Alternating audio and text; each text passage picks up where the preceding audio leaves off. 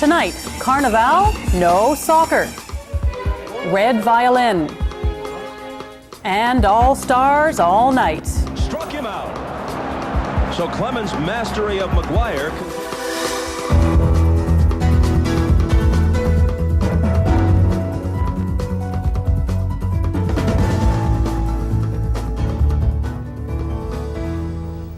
Good evening, I'm Robin Smythe. Hundreds of soccer fans converge on what's quickly becoming known as Little Brazil in Toronto, and the street party there seems unending, as Brazil's win today over Holland ensures its berth in the World Cup final game. Mike Wise is in the heart of Brazilian Toronto. Mike, soccer fans have had a few hours now to cool off after their team's big win. What's it like there now? Well, you can probably judge for yourself just by listening. Of course, yeah, let's not share this spot. This is just a small section of them. You know, you put a television camera on live, you pull everybody out of the woodwork. But seriously, there are still hundreds of soccer fans up and down this one particular section of college. All quite proud of their team, I gather, even though the game was won over 5 hours ago. Everyone wants to be my friend here tonight. There are still a couple dozen police officers. Okay, up and down the street here. Now, if you think this is crazy, you should have seen what the scene was like just after they won earlier tonight. It was like Las Vegas, or maybe Carnival in Rio. Dancers everywhere. Crowds stopped traffic for several blocks. Police were prepared. By now they know what to expect from soccer fans. The rain didn't change a thing. Fans just carried on in their cars. I still will support Holland, but we got to take our hats off to Brazil. They played a great game today and came down to the penalty kicks again. Brazil now advances to the finals to play either France or Croatia. Okay, now that game, of course, is being played tomorrow, but something tells me whoever wins France or Croatia, the fans won't be quite celebrating like these Brazilian fans, Robin. Thanks very much, Mike. It looks like more body checks there than in the game. I don't know. It's like I'm body surfing here. It's a bad concert. Okay, trying to get a spot. We'll come back to you again later for entertainment. And Debbie Ladle-Kwan will have that game's highlights in sports. But first, the rest of the day's news.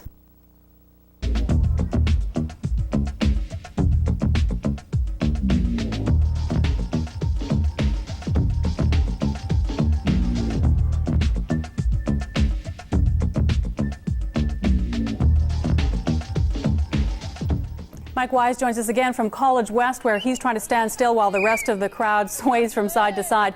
That soccer celebration, Mike, surely qualifies as international.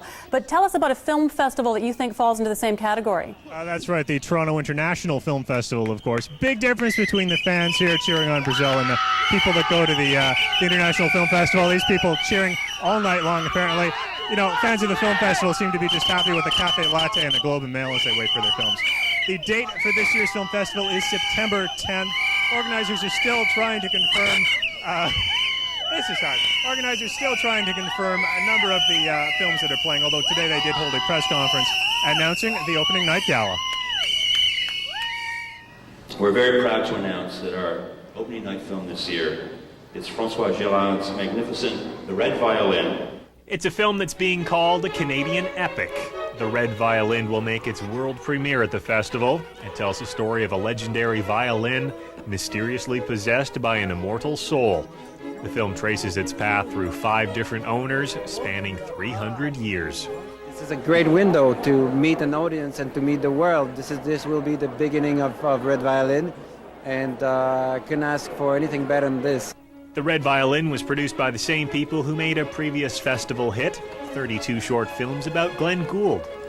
This movie had a budget of $14 million. That's expensive by Canadian standards, but cheap by international ones, especially considering the cast of thousands, and that the movie was shot in 5 countries and 5 languages. The movie stars Samuel L. Jackson, Don McKellar, and Colm Feore. This year's festival is also showcasing Japanese cinema in a program called The New Beat of Japan. Instead of showcasing established directors like Uzos or Kurosawa, the festival will screen cutting-edge contemporary directors. I think the young Japanese cinema, the young Japanese filmmakers are more influenced by video, by MTV, music videos, etc., etc. It's obviously a very different society in Japan that they're reflecting. quite different than the old traditional Japan that the other filmmakers were representing. We'll be sponsoring the spectacular.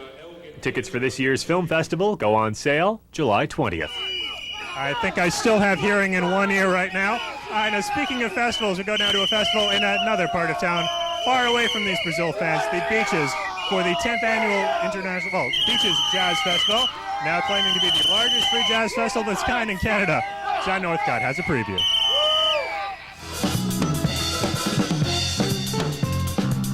It's hard to imagine now, but in 2.5 weeks, this band, Pablo, will be joined by dozens of other acts along Queen Street East and Kew Gardens. Almost 500,000 people are expected to show up. Last year, the street was closed down. The same goes for this year. In fact, Queen will be closed east from Woodbine Thursday, Friday, and Saturday from 6 until 11 p.m. Congratulations on your 10th anniversary. Local councillor Tom Jakovic quotes a city study that argues despite the street closing, some 74% of residents are in favor of the festival. It certainly helps keep pedestrians safe. For the musicians, the Beaches Jazz Fest represents a whole new audience because it's outdoors and it's free. It really gives you an audience of people that might not necessarily see you in a club performing, so it really generates a lot of exposure.